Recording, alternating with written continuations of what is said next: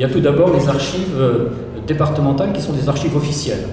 Donc c'est-à-dire tout ce qui a été déposé par notamment les services préfectoraux. Et puis d'autres éléments. Donc les archives départementales. Et puis vous avez les archives municipales qui, elles, sont un petit peu à part et qui sont aussi très intéressantes. Donc ça, c'est un peu la base. Parce que c'est là qu'on va se référer toujours aux archives. Parce que là, le travail d'historien, c'est de partir des documents et de documents sûrs. Même si, quelquefois, certains documents d'archives méritent qu'on les croise parce qu'il y a des erreurs dedans.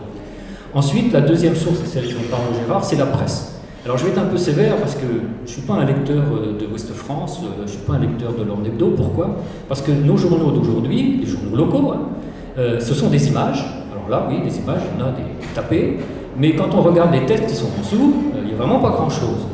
Or, je vous engage à regarder un journal de 1914 et vous verrez que pour une pièce de théâtre, vous n'aurez pas 3 lignes, mais vous aurez l'équivalent de 4 pages, en précisant exactement ce qui s'est passé, quel était le rôle d'un tel, est-ce qu'il a été bon, est-ce qu'il a été pas bon, est-ce que le public a apprécié, etc. Donc on a une source incroyable, parce que les journalistes de l'époque, ce sont des gens d'abord qui savent écrire, et quand ils écrivent des choses intelligentes. Donc ça, c'est la deuxième source. Et puis la troisième source que l'on peut utiliser, alors elle est toujours un petit peu délicate, c'est s'appuyer sur certains témoignages. Alors je suis toujours très, très méfiant vis-à-vis des témoignages. Parce que qu'est-ce que c'est qu'un témoignage? C'est une reconstitution. Alors il y a quelques témoignages qui sont écrits dans l'instant. Vous savez qu'en 1914, on donnait à chaque soldat un petit carnet et un crayon. Ça vous paraît bizarre, mais c'était comme ça. Et certains soldats qui savaient écrire, pas tous, parce qu'il y en a qui n'écrivaient pas très bien, certains ont tenu au jour le jour, et on retrouve au jour le jour ce qu'ils ont vécu. Le dernier mandat que j'ai pu parcourir, c'est l'ancien, je ne sais plus comment on peut dire, celui qui dirigeait le séminaire de C, et qui était pendant la guerre, donc, et qui a tenu au jour le jour son journal.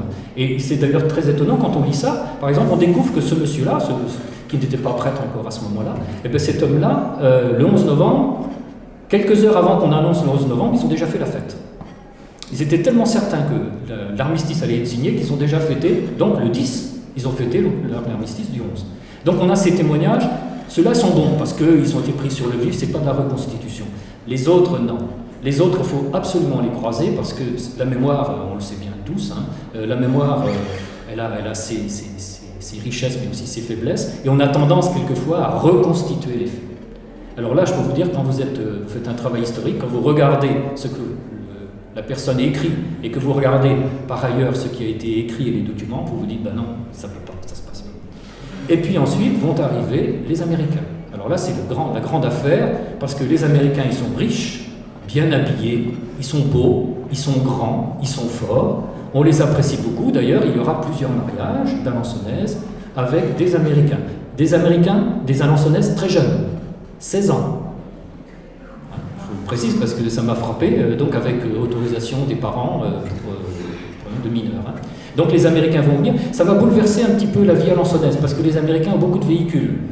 Or, si vous plongez dans la presse, vous verrez qu'à l'époque, les accidents sont assez nombreux. Alors, il y a les accidents de voitures de chevaux, mais aussi des accidents d'automobiles. Donc les Alençonnais, pour y revenir, ont beaucoup apprécié la présence américaine. Ce qui fait qu'en 1918, les journalistes parlent d'une ville cosmopolite. Et alors, ils forcent un petit peu la dose en disant, bah oui, finalement, Alençon, ça ressemble à une banlieue.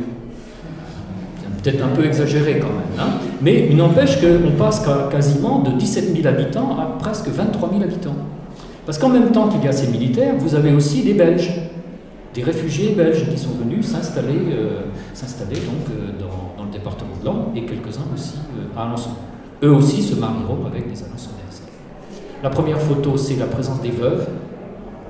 Elles sont à peine une centaine, et puis les orphelins. Parce qu'il va falloir, et ça c'est un des grands points de la guerre, en 1917 on va envisager d'aider les veuves et les orphelins. Ça c'est une grande mesure qui a été prise. Merci. On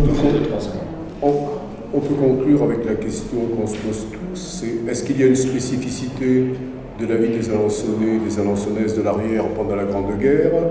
Autrement dit, est-ce que cette vie quotidienne qui a été pour eux totalement imprévue, qui a été bouleversante et qui s'est inscrite dans le temps long, est-ce qu'elle ressemble beaucoup, ou pas tellement, à celle des habitants d'autres petites villes de l'arrière, quelle est l'originalité d'Alençon et des Alençonnais, voilà. Pour moi, je pense qu'il y a deux originalités. La première, je pense que c'est d'abord le patriotisme. Les Alençonnais, alors c'est vraiment très très net, hein, y compris par des conférences très très nombreuses, ont développé avant la guerre un énorme sentiment patriotique qui ne s'est jamais démenti.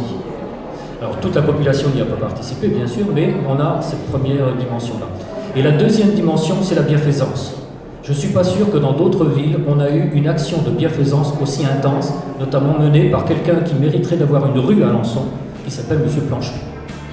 Donc je dirais ces deux spécificités que l'on retrouve, on les retrouve ailleurs bien sûr, mais peut-être pas aussi intenses.